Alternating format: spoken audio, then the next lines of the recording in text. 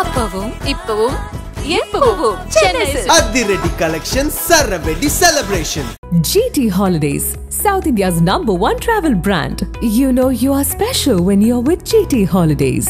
பழைய நகையை கொடுத்து பை டு 11 monthsல அதே அடைக்கு புது நகையை எடுத்துக்கோங்க. எக்ஸ்ட்ராவா ₹1 தர வேண்டாம். Magic old gold exchange.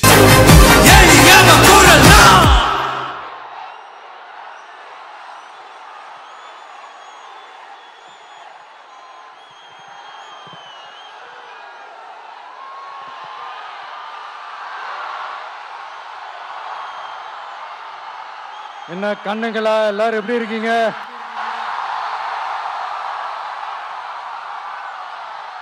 சாப்பிட்டீங்களா எல்லாரும்? சாரி, கொஞ்சம் லேட் ஆயிடுச்சு. என் நெஞ்சில் குடியிருக்கும் உங்கள் அனைவருக்கும்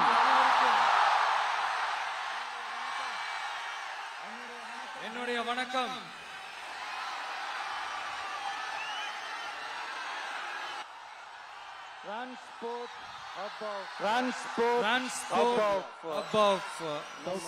சவுத் இந்தியா, நம்ம நாமக்கல் மாவட்டம். இன்னும் நிறைய தொழில்கள் செய்யற ஊரும் நம்ம நாமக்கல் ஊர் தான். அது மட்டும் இல்ல, நாமக்கல் மாவட்டத்தோட இந்த முட்டை உலகமும் கூட ரொம்ப ஃபேமஸ். எக் சிட்டின்னு கூட கூப்பிடுவாங்க. அது மாதிரி தமிழ்நாட்டு மக்களுக்கு இந்த சத்தான உணவு முட்டை கொடுக்கிற ஊர் மட்டும் இல்ல, தமிழ்நாட்டு மக்களுக்கு உணர்ச்சி ஊற்ற மண்ணும் கூட. இதை நான் ஏன் சொல்றேன்னா, 2 வரிகள் சொன்னா உங்களுக்கு ஈஸியா கனெக்ட் ஆகும். தமிழன் என்று சொல்லடா, தலை நிமிர்ந்து நில்லடா. எப்படி? தமிழன் என்று சொல்லடா, தலை நிமிர்ந்து நில்லடா. இந்த நாடி நரம்பெல்லாம் ரத்தம் பாய்ச்சுற இந்த வரிகளை எழுதினது யார் தெரியும்ல? யார் எழுதுனா? விஜயகாந்த் சார் சொன்னாரு. ஆனா நம்ம அண்ணன் கேப்டன் அவர்களுக்கு மட்டும் இல்ல, நமக்கும் சேர்த்து எழுதின இந்த வரிகளை யார் எழுதினது தெரியும்ல? நாமக்கல் மாவட்டத்தை சேர்ந்த மேகனூர்ல பிறந்த நாமக்கல் கவிஞர் திரு ராமலிங்கம் பிள்ளைதான், அவர்கள்தான். அடுத்து தமிழ்நாட்டு மக்களுக்கு இந்த இடஒதுக்கீடு உரிமையா வழங்கினதும் இதே நாமக்கல் மாவட்டத்தை சேர்ந்த திருச்செங்கோடு பகுதியில இருக்கிற ஒருத்தர் தான்.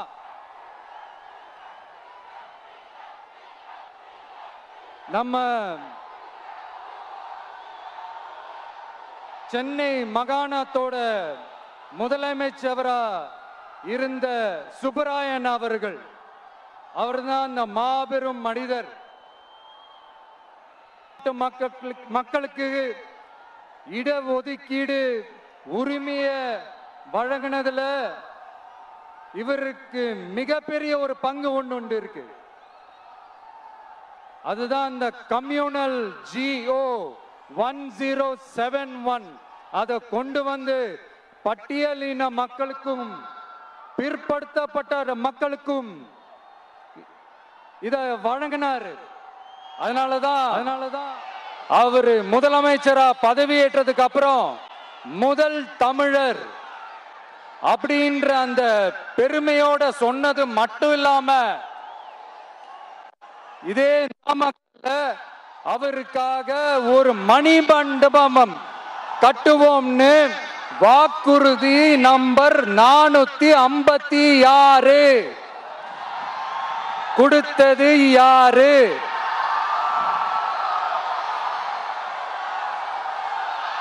சொன்னாங்களே, செஞ்சாங்களா? அதாவது ஒரு படத்துல நம்ம வடிவேல் சார் இந்த எம்டி பாக்கெட்டை எடுத்து இப்படி காட்டுவார் தெரியுமா? அந்த மாதிரிதான் ஒவ்வொரு வாக்குறுதியும் படிச்சுட்டு அந்த எம்டி பாக்கெட்டை இப்படி நம்ம காட்ட வேண்டியதுதான். இப்ப நம்ம அந்த நாமக்கல் மாவட்டத்துல வாக்குறுதிகளா அது செய்வோம் இது செய்வோம்னு நிறைய சொன்னாங்களே, அதுல ஒரு சின்ன லிஸ்ட் மட்டும் இப்ப நம்ம பார்ப்போம். ஒவ்வொரு ஒன்றியத்திலும் தானிய சேமிப்பு கிடங்குகள் அமைக்கப்படும். இவை உலர் களங்களுடன் கூடிய கொள்முதல் நிலையங்களுடன் இணைக்கப்படும். வாக்குறுதி நம்பர் 50.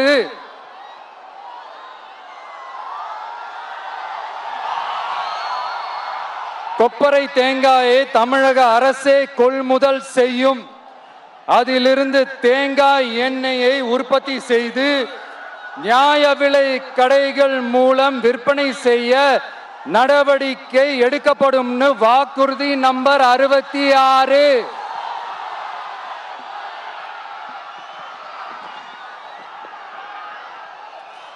நியாய விலை கடைகளில் நாட்டு சர்க்கரை, வெல்லம் ஆகியவற்றை விநியோகம் செய்ய நடவடிக்கை எடுக்கப்படும். வாக்குறுதி நம்பர் 68. அரசு ஊழியர்கள் மற்றும் ஆசிரியர்களுக்கு மட்டும் இல்ல, போக்குவரத்து ஊழியர்களுக்கும் பழைய ஓய்வூதிய திட்டம் செயல்படுத்தப்படும். வாக்குறுதி நம்பர் 152. இதெல்லாம் சொன்னாங்களே, செஞ்சாங்களா? இப்ப நம்ம நாமக்கல் மாவட்டத்துக்கு வருவோம். ஒரு நாளைக்கு 5 கோடி முட்டைகள் உற்பத்தி செய்யப்பட்டு உலகம் முழுவதும் ஏற்றுமதி ஆகிற இந்த நாமக்கல் மாவட்டத்தில் அந்த முட்டைகள் வீணாகாம பாதுகாப்பா வைக்க முட்டை சேமிப்பு கிடங்குகள் அமைக்கணும்ன்ற அந்த கோரிக்கையும், பாக்டீரியா மற்றும் வைரலாஜிக்கல் பரிசோதனையை மேற்கொள்ள ஆராய்ச்சி மையம் அமைக்கணும்ன்ற கோரிக்கையும் பல ஆண்டுகளா இருக்கு. ஆனா அதை இதுவரைக்கும் ஆண்ட கட்சிகளும் சரி, இப்ப ஆளும் கட்சிகளும் சரி, அதை பத்தி கொஞ்சம் கூட யோசிக்கவே இல்லை. அப்புறம் திமுக எம்எல்ஏவுக்கு சொந்தமான ஒரு மருத்துவ கல்லூரியில் நடைபெற்ற கிட்னி திருட்டு, அதுதான் நாடறிஞ்ச விஷயமாச்சு. அதை நான் திருச்சியிலே பேசியிருந்தேன். ஆனா அதுல நம்ம நாமக்கலை சேர்ந்தவங்க தான் அதிகமா பாதிக்கப்பட்டிருக்கிறதா சொல்றாங்க. அதிலும் குறிப்பா விசைத்தறியில் பணிபுரியும் ஏழை பெண்களை குறிவைத்து அந்த கிட்னி திருட்டு நடந்திருக்குன்னு சொல்றாங்க.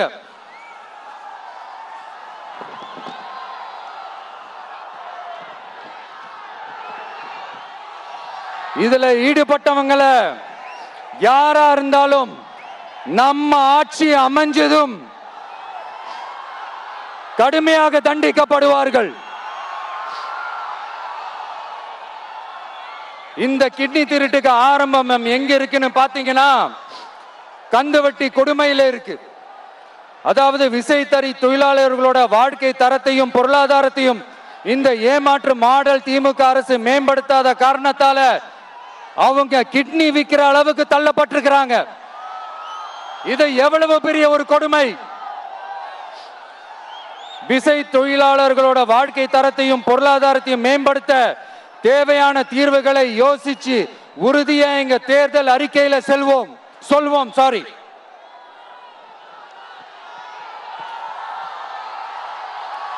நான் இந்த சுற்றுப்பயணத்துல எல்லா ஊருக்கும் போகும்போது ஒரே விஷயத்தை தான் மக்கள் ரிப்பீட்டடா நம்ம கிட்ட சொல்றாங்க.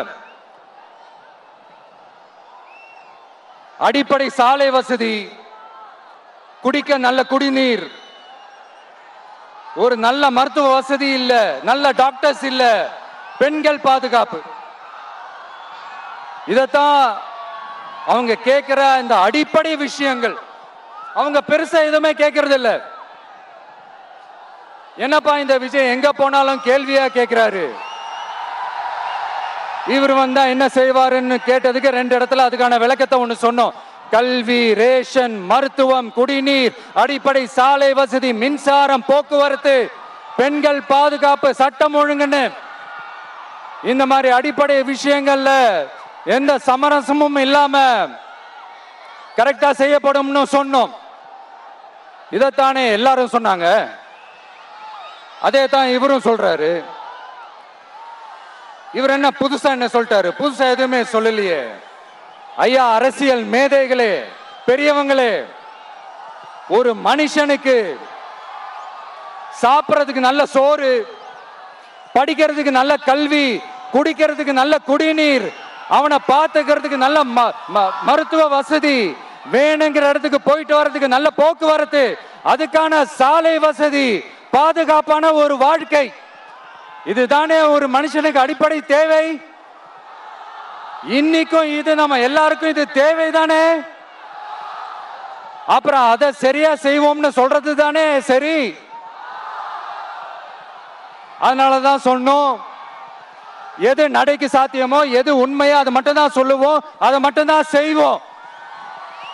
இந்த திமுக மாதிரி பொய்யான வாக்குறுதிகளை எப்பவுமே கொடுக்க மாட்டோம்.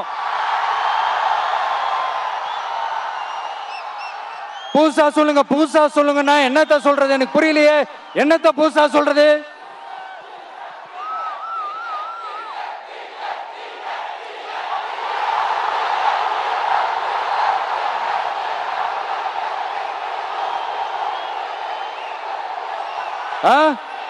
புதுசா என்னப்பா சொல்றது? செவ்வாய் கிரகத்துல ஐடி கம்பெனி கட்டப்படும், காத்துல கல்வீடு கட்டப்படும், அமெரிக்காவுக்கு ஒத்தடி பாதை போதப்படும், வீட்டுக்குள்ளே ஏரோப்ளேன் ஓட்டப்படும். இந்த மாதிரி அடிச்சு விடுவோமா? நம்ம சிஎம் அவர்கள் அடிச்சு விடுவாரு, அந்த மாதிரி அடிச்சு விடுவோமா?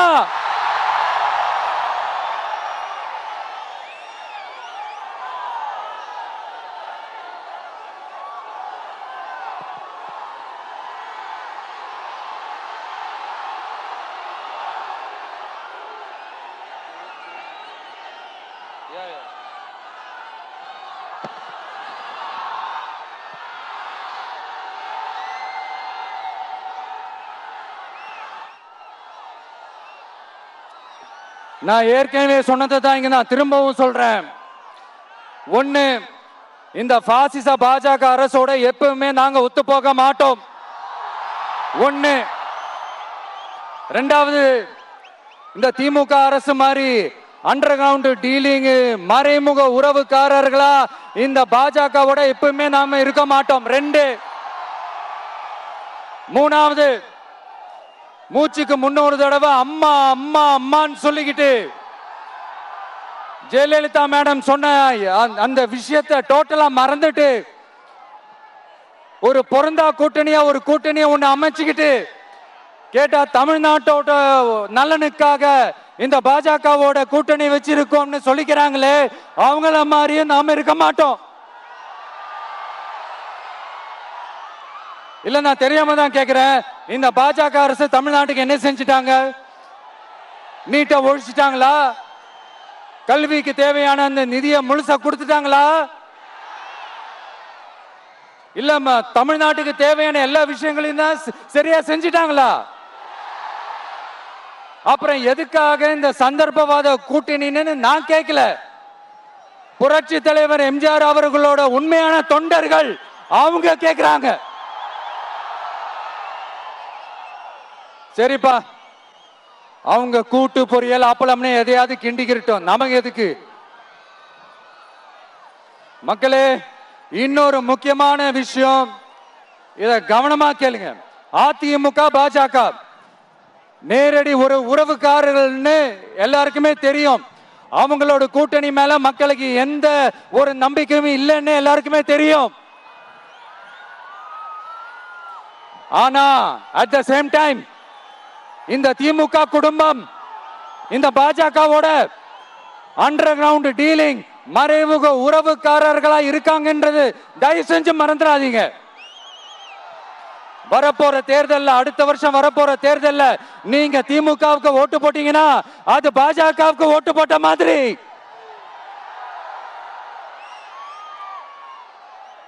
வெளியில அடிச்சுக்கிற மாதிரி அடிச்சுப்பாங்க, ஆனா உள்ளுக்குள்ள வேணாம் மக்களே, ஜாக்கிரதை, யோசிங்க.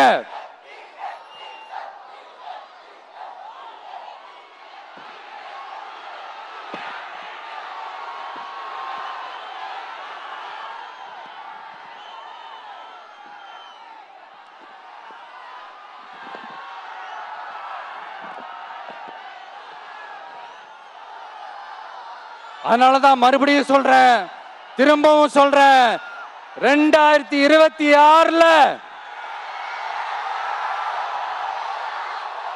ஒன்னு இன்னொன்னு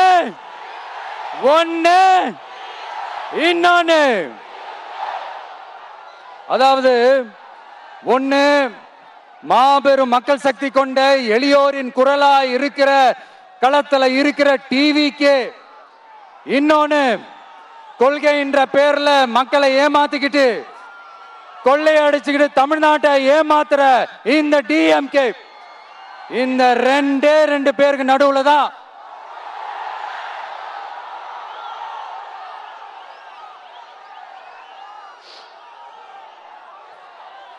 இப்படி ஒரு மோசமான ஒரு ஆட்சியை கொடுக்கறாங்களே. இந்த திமுக அரசு மறுபடியும் ஆட்சிக்கு வரணுமா? உங்க உண்மையான மக்களாட்சி, மனசாட்சி உள்ள மக்களாட்சி, உங்க நம்ம டிவிக்கு மறுபடியும் ஆட்சி அமைக்கணுமா? சாரி, இப்ப ஆட்சி அமைக்கணுமான்னு கேட்டேன். சாரி.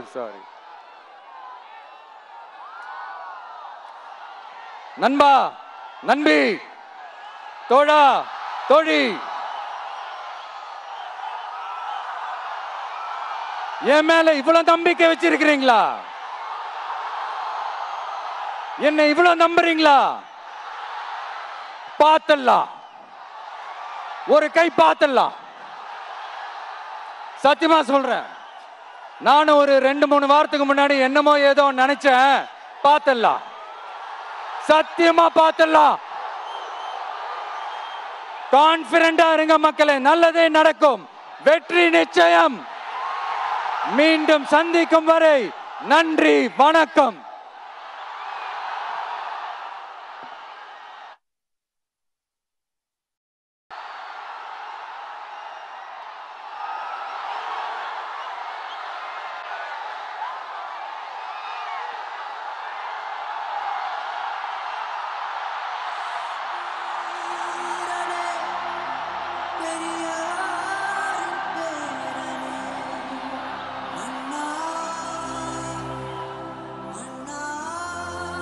ஆரம்பத்துல பேசும்போது மைக்கு, சாரி, எனக்கும் அந்த மைக்குக்கும் ஒரு மாதிரி ரொம்ப டிஃபரன்ஸா கேட்டுட்டு இருந்தது. அதனாலதான் கொஞ்சம் அந்த ரிதம் பிடிக்கிறதுக்கு கொஞ்சம் டைம் ஆயிடுச்சு. Okay, thank you so much.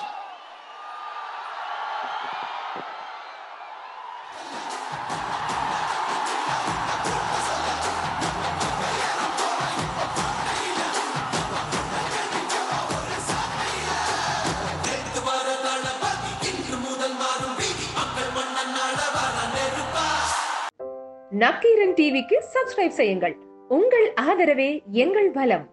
ஆசிரியர்களுக்கு நண்பனாகவும் மாணவர்களுக்கு ஆசானாகவும் திகழும் தேர்வு வழிகாட்டி. ஒவ்வொரு பாடத்திற்கும் அனுபவமிக்க ஆசிரியர்களின் துல்லியமான தெளிவான விடைகள். CNC இருக்கு, தேர்வு பயம் எதற்கு? இது தீரன் பப்ளிஷிங் ஹவுஸ் விற்பனை வெளியீடு.